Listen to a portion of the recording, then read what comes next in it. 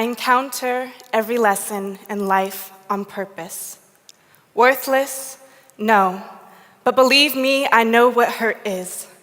Urban Brady Bunch breaks in a beaten, broken home. Mother stays close, father's destination unknown. I have cried all of my tears after having parents in my life for 16 years. I make love to a man with a wife and 2 kids. The average age of men fathering a minor is 25. At age 16, I still let him take a dive. He never wore a lid. I would soon rid his third. High school dropout, that's absurd. I don't want to be like my mommy and be a teenage mommy. So I decided to move away and leave my puppy love stray. The next time we play, he will be intoxicated. He hated me in his every tequila breath. When he had nothing left to say, he would lay his hands on me. Not the first time I've been hit, see. A man has done this to me before.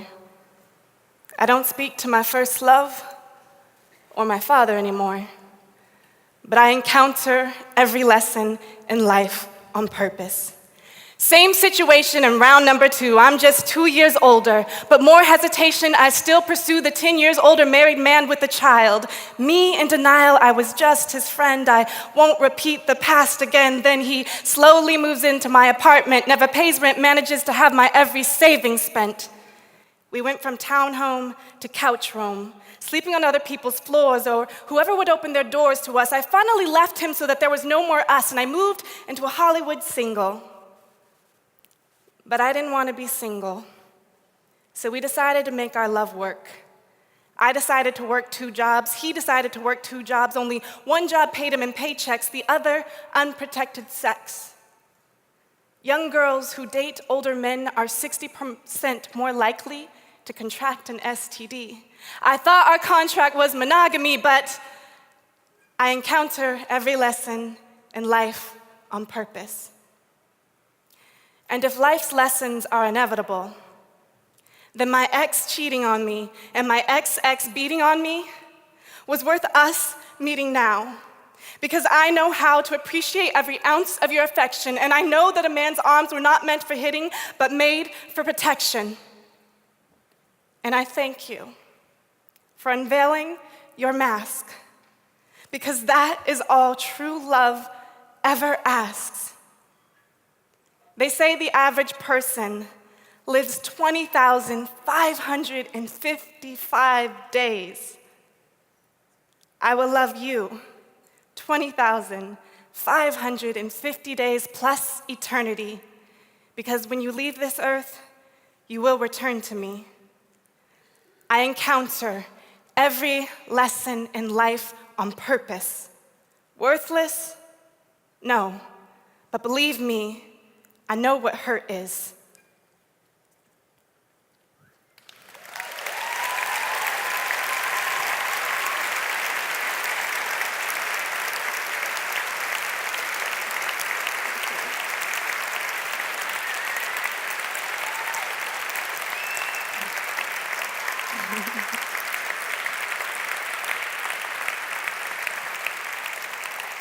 You guys, I'm gonna run out of time. No more clapping, okay? I actually wrote that poem 10 years ago, on May 26, 2004, and I was just 21 years old.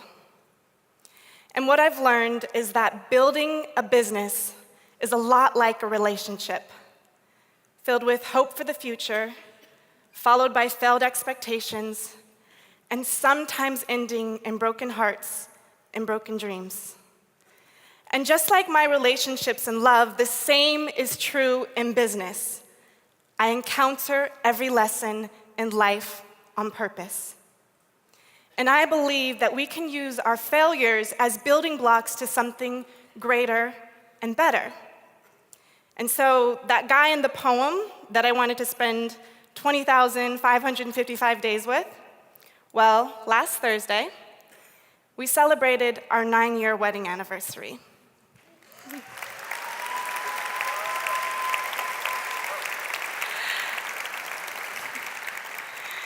We got married, and a couple years later, I got knocked up.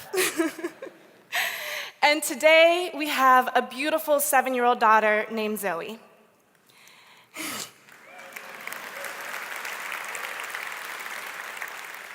I also have the coolest job in the world. I get people to fall in love with kale and spinach, including my daughter. I am the co-founder of SimpleGreenSmoothies.com, and we get people hooked on the green smoothie lifestyle. And what started as my own healthy obsession has transformed into a world-changing business, helping nearly 1 million people say yes to their health. So right now, I want to tell you everything because I absolutely love to serve. Also, my brain is like a rave. I have idea light bulbs flashing in my head nonstop. It's like,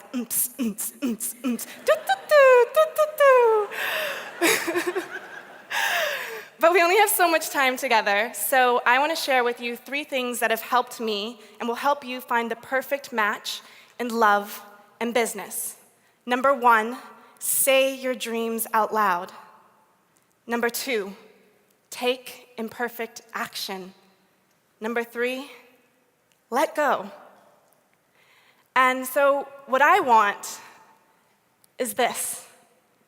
I want to show up in the world full of energy, ready to play, and dream like a child with no fear.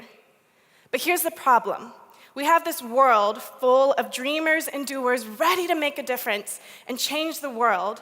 But as adults, we become busy and we have more responsibilities, and we start creating this divide between dreaming and doing, between thinking and taking action. And what we need to do is dream a better world and take imperfect action toward that dream every single day. So there was this research study by psychologists Ari Kuglansky and Tori Higgins. And they say that we have 2 complementary motivational systems, the thinking system and the doing system. And they say that we're only capable of doing one at a time. And so what I started to notice is there's this spectrum that we all fall on between dreaming and doing. I am more dreamer than doer. I'm more starter than finisher. I can come up with ideas all day long, but follow through and execution and actually doing the work is actually really hard for me. I remember when Pinkberry, the frozen yogurt shop, it opened up in Los Angeles, and I was standing in this long line wrapped around the building. And I'd never started a business before, but my entrepreneurial brain kicked in, and I just started doing the math of like how many people were standing in line, how many people were eating their frozen yogurt, how much did frozen yogurt cost, what hours were they open, 11 a.m. to 11 p.m. I was like, frozen yogurt shops make a lot of money. Wouldn't it be a great idea if I opened up my own frozen yogurt shop? So I went home and I started thinking of names. I went online and I reserved the domain, I bought the domain, thegreenswirl.com. And then I even bought an LLC. But that was as far as that business ever got. And I'm curious, how many of you have done that before? Come up with a brilliant business idea, and then a rock star business name, and then you go online, see if the domain is available, and then you buy that domain. Now, if you are guilty of squatting on 10 or more domain names, you are probably a dreamer like me. I totally see you over there. And as dreamers, we have a million ideas, but no strategy or focus to actually get anything done. And then we have doers who know how to get things done, but they don't have any clear vision or roadmap of where they want to go in their future. And so they both get stuck. And what I want to know is, how do vision boards and spreadsheets live together? How does the visionary and the action taker make the world a better place? That's what I want to talk about today. I want to know, how do we awaken the dreamer and the doer inside of all of us? How do we create harmony between the dreamer and doer inside of all of us? So that's why I want to talk about dreaming and saying your dreams out loud. Now, why are we afraid to dream? I was talking to my husband this week, and he said, dreams are for kids. And that made me really sad. But I get it. I'm afraid to dream because I feel like I'm not enough. I don't have enough money. I don't have enough time. I don't know enough people. And then I feel guilty for wanting more, like what I already have isn't enough. And I start getting scared, and I don't want to share my dreams with other people. And I feel alone. And if you've ever felt alone, I want you to take a moment right now and look around you. You are not alone. This is your soul tribe, and it is safe to dream here.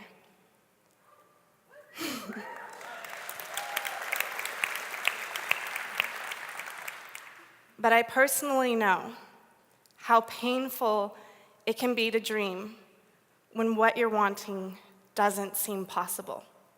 So I want to give you a little background. Here's what my life looked like just 2.5 years ago. So it's New Year's Day, January 1st, 2012, and my husband and I are creating our first vision board. And we're listening to Tony Robbins' Awaken the Giant Within. And at this time, my daughter was 4 years old, and we just moved out of my in-laws' house. And in order to move out of my in-laws' house, we actually had to borrow $2,000 from a friend in order to have a rental deposit. My mom had to co-sign our apartment lease because our credit sucked. We had over $41,000 in credit card debt. We had no health insurance. My husband and I, neither of us had a college degree to fall back on. So all odds were stacked against us. And my husband was working crazy long hours, nights and weekends, and he was so stressed out because all he wanted to do was spend time with his family. And I was working 2 part-time jobs while taking care of our daughter and just feeling like trying to squeeze in this dream business on the side. And it was really difficult. And so what I started to do was realizing that working these part-time jobs was kind of stressing us out. I remember one day, I was on my way to my part-time job. I was actually a front desk receptionist at a boutique yoga studio called Bloom Retreat. And I was on my way to work, and I get in my car, and I start my car and realize I have no gas in my car. And so I have to pick up the phone and call my boss and say, I'm so sorry, but I can't come into work today. I don't have enough money to get to work. And at that moment, we knew something had to change because we were tired of insufficient funds. We were tired of living paycheck to paycheck. But we had to get clear on how we were approaching our dreams. So here we are on New Year's Day, and Tony Robbins says, if you can have anything in the world, what would it be? Write it down. Press pause now.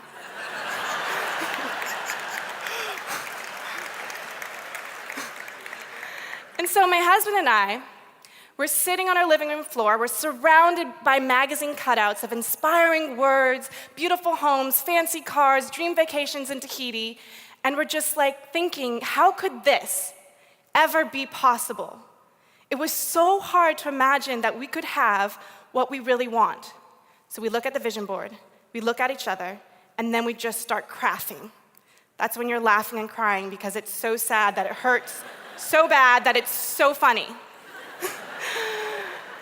And at this time, it was so hard for us to dream big.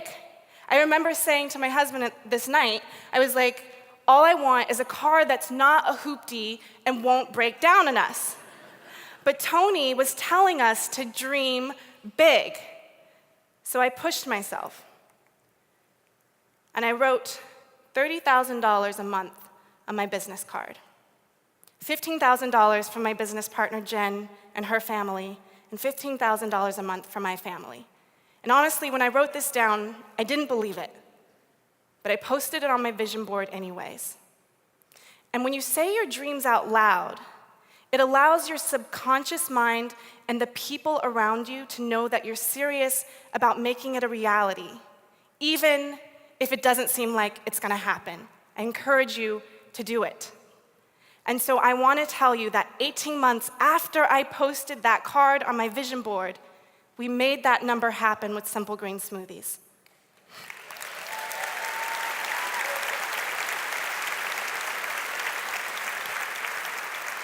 And the beautiful thing about our business is that every dollar that we make means someone said yes to their health.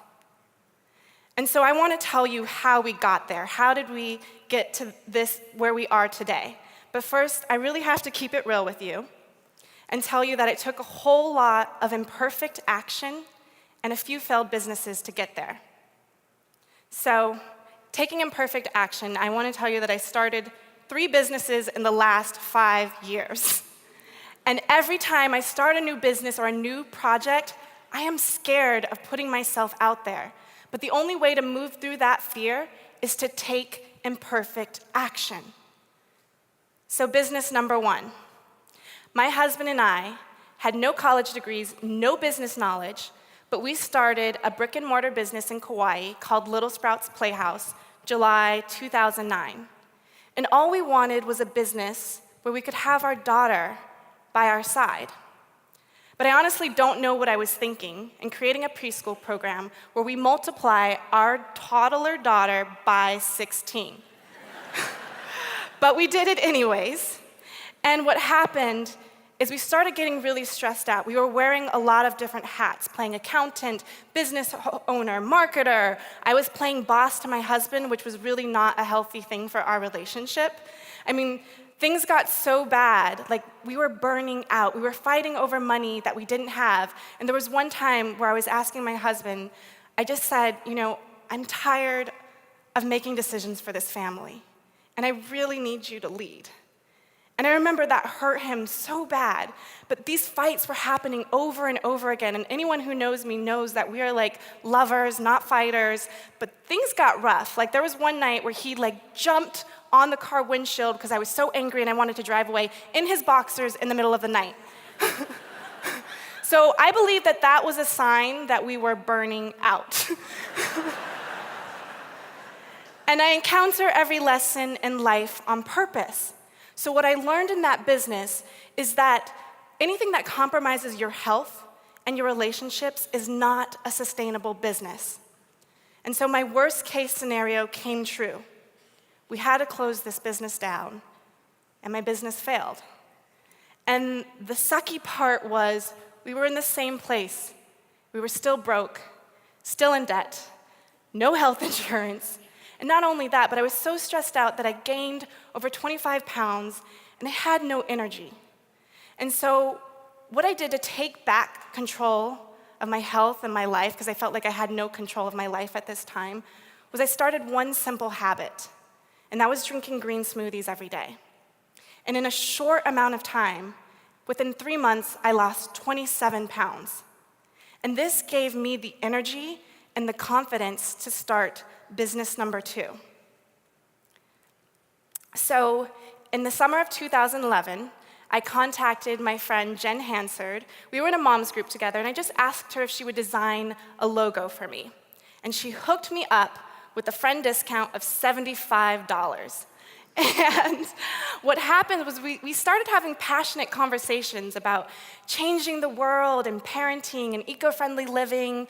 We were sharing our cross-country moves. She had just moved from California to Florida, and I had just moved from Kauai to California. And so through a super legit email, 3,000 miles away, we decided to become business partners. And with a whole lot of heart and hustle and way too much caffeine, we launched our parenting blog website, familysponge.com. And so with this business, we were just trying to make money online. We had guest posts. We'd write blog posts where we had affiliate links sprinkled in every other sentence, hoping that we'd make some money, but that didn't work. Also, at this time, almost a year into our business, where the people that were commenting on our site was Joy Jonah, the one that sang, "Love this," that's my mom. Alex is my 30-something-year-old cousin. He's male, and commenting on a parenting side with no kids. And like I say, I encounter every lesson in life on purpose. So what I learned in this business is that we all have to start at 0. Whether that's 0 followers, 0 email subscribers, 0 money in your bank account, we all start at 0. And Jen and I were really struggling financially, and we were trying to make more money. And my husband was like, he wanted to quit his job, and he's like, when's it gonna happen? And everyone who starts a blog, you think that you're gonna start making millions of dollars in like 6 months. And that wasn't happening. But there was something inside me that knew I had it in me to build a business that I love. And I told my husband that I needed a little space. I said, I'm studying, I'm figuring this whole online thing out. I just need a little bit more time. I don't know how it's gonna happen, and I don't know when it's gonna happen, but just give me time. And so we started business number 3, Simple Green Smoothies. In July 2012, we actually started an Instagram account called Simple Green Smoothies. And honestly, this was never supposed to be a business. It was never supposed to be its own website. One of my friends was just like, hey, you know those green smoothie recipes you're sharing on Family Sponge, why don't you share it on Instagram? People love health and fitness on there. And I don't know how many of you have a blog, but every time a new social media platform comes out, like I cringe. You know, when you're bootstrapping a business, you don't have the time and the energy and resources to do one more thing. But we did it anyways. And the one thing that we almost didn't do was the kickstart to growing this amazing community of rock stars. And so what I want to share with you is 5 rules to building your community with heart. And I think that's the difference in being a world changer, is you actually care about the people you're serving. And so I want to start with rule number 1. Take consistent, ninja-focused action. So Instagram. All we had was Instagram. We didn't have Facebook, we didn't have Twitter, we didn't have Pinterest, we didn't even have a website. And what we learned from taking ninja-focused action on just geeking out on Instagram for like 3 months, I had frantic fingers. Well, all I was doing was like liking other people's posts and commenting on other people's posts, but that gave us the information that we needed to know if people were really into what we were sharing, which was green smoothie photos and green smoothie recipes. And within a few months after building this engagement and momentum of being ninja-focused on doing nothing but Instagram, we were able to realize that, hey, you know what, people are really digging what we're saying. So we actually built a full-on website. Jen designed this beautiful website. And the thing that I noticed with businesses is they try to do everything all at the same time. And it's just so hard. You can't really have a true, authentic conversation with people in 5 different places. So start with one social media platform and really engage with your audience. Rule number 2, stay insanely curious and see what sticks. I like to say that I throw spaghetti at the wall for a living. And what I mean by that is that there is a lot of strategy behind cooking spaghetti. So when you're boiling a pot of spaghetti, you don't take the noodle out after it's been in there for a minute and then see if it sticks. You're actually intentionally waiting for it to get soft enough until you actually think it's going to stick. So you just don't do anything. You are very strategic on the type of growth strategies that you're focusing on your business. One of the spaghetti noodles that we threw at the wall was Instagram. We had no idea it was going to take off. And then there was another spaghetti noodle that we did that didn't work. We had Google AdSense sprinkled all over our Simple Green Smoothie site. And we got an email from one of our rock star people, and they said, hey, I clicked on this ad, and it took me to a casino site. And we're like, okay, that does not work. So we took all of those ads off of our site. And then our 30-day green smoothie challenge was yet another spaghetti noodle that we were throwing, and we had no idea that anyone would sign up for a challenge. But our first green smoothie challenge that we launched on January 1st, 2013, we had over 30,000 people sign up for our first challenge. And we had no idea that was going to happen. So you just have to keep throwing those spaghetti at the wall to see what sticks. And rule number 3, court your community. I like to look at building a community online like dating. So your social media platform is like a dance club. Your website is like your house. And your email list is like your bedroom. And all 3 of those things are really important. But what I notice is that a lot of people try to use social media to drag people to their website right away. with no value added in here. You need to show your people your dance moves in the dance club. Imagine a guy comes up to a girl in a dance club and he's like, hey girl, if you want to see my dance moves, you got to come to my house first. And like, that doesn't work. That's actually really creepy. And so it's so important to add value right there in your social media platform. So we include green smoothie photos, recipes, and we include the recipes right there. So we're building trust with our fans right there where they're at. We're not asking them to take another step to come hang out with us. And so it's really important to court your community. And if you want to take that courting like an extra step, what I encourage you to do is rule number 4, which is create hyper-engaged connection. Now that's your date. That's the free date, okay? So a lot of people try to do the free date with like a free offer of ebook. And I look at that like a fast food meal, one-night stand. Not cool. Now with a hyper-engaged offer is what you're doing is you're trying to engage with your community on a longer-term basis and make it free. So our 30-day Green Smoothie Challenge is like a gourmet meal.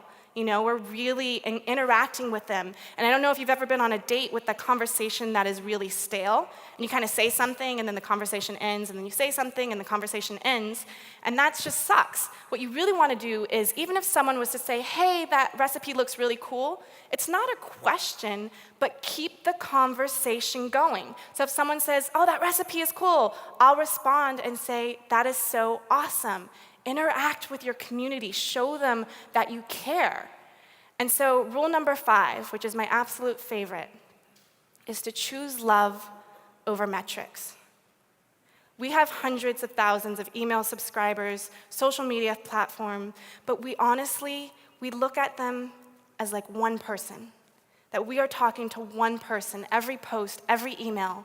We know our community so well, and we love them so much. And it makes it so much easier to serve when you are in love with your community. And when we focus on people over profits, people can feel that. And so there's this one thing that we started called Friday Love Notes. And one of our community happiness specialists came up to me and said, you know, I'm getting really frustrated with how the Facebook algorithm reach decreased. And he was just noticing that we would reach 100,000 people, and then it turned into like 8,000 people. And he was just like, what is the point of posting? I feel like I'm doing all this work for nothing. And I said that we are in the business of changing one person's life at a time. And so what we do now is we celebrate our community through Friday Love Notes.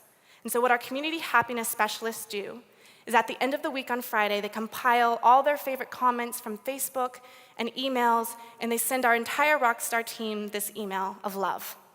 And so we're measuring our success through love and how people's lives are being changed through the green smoothie lifestyle. And I think that's so important. It also allows our week to end on such a happy note, and it reminds us why we're doing what we're doing. So choose love over metrics. Choose people over profits.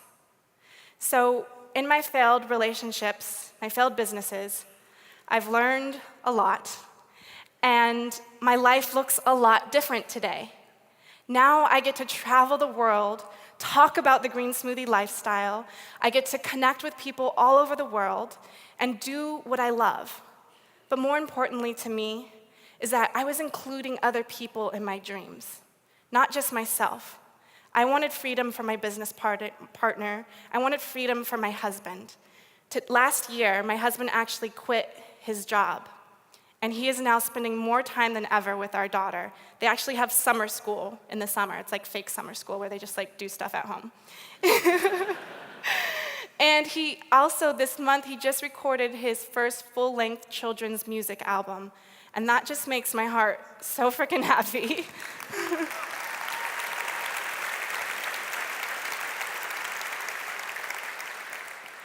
And with Simple Green Smoothies, we've had nearly 1 million people sign up for our free 30-day Green Smoothie Challenge. And in result to that, we've sold over 10,000 products where people are saying yes to their health in just a little under 2 years. And so I talked to you about saying your dreams out loud. And I've talked about taking imperfect action. But the last thing that I want to share, and it's the most important and kind of the hardest thing to do, is to let go. It is so hard to let go. I love what my friend and meditation mentor said, Christopher Carter. He said, letting go is hard, but holding on is like falling on water skis and being dragged around the lake. So recently, I let go, and I got rid of my binder babies. Now, my binder babies are boxes full of binders, notebooks, journals, curriculums of like business ideas and dreams. And I got rid of them. I tossed them in the recycling bin. And what was happening was they were taking up so much mental space in my world, and I just needed to like let it go and release it. And so one thing I want to say before I wrap up is that my daughter, when she plays with balloons, it brings her so much joy in the moment. And whenever she gets a balloon, we tie it around her wrist, and we see if it will float away, and then it's fine. And so she's playing with it, and she's super happy. And then she does what every child ends up doing. She figures out a way to untie it from her wrist, and then she's like reaching, and then she lets go. And there's so much sadness and frustration in her eyes that she lost her balloon. But then something else happens. With her feet firmly planted in the ground, she looks up, and joy and wonderment comes back into her eyes as the balloon gets smaller and smaller. And I think dreams are a lot like balloons. They bring us so much joy in the moment, and we hold on, and then we reach, and we let go. We have to be willing to let go. Let go of the outcome. Let go of how it will happen. Let go of when it will happen. And I'm standing here today because I am proof that your dreams matter and that it takes time. So I want to give you an opportunity right now to stand up for your dreams. And so, if you are ready to dream a better world and take imperfect action toward that dream every single day, I invite you to stand up with me, because this is for the dreamers, the ones who say their dreams out loud, even if it's just a whisper. If that's you, stand up. This is for the difference makers and the imperfect action takers. Stand. This is for the doers, idea hackers, movement starters, answer seekers. Stand up. This is for the freedom chasers, the ones who choose their own path, using failures as building blocks to something greater and better. This is for the visionaries, the world leaders, the movement makers, and the shakers. If that's you, stand up and dream a better world. Choose people over profits. Choose peace over chaos. Choose faith over fear. This is for the dream builders who choose love. If you encounter every lesson in life on purpose, stand up. Thank you.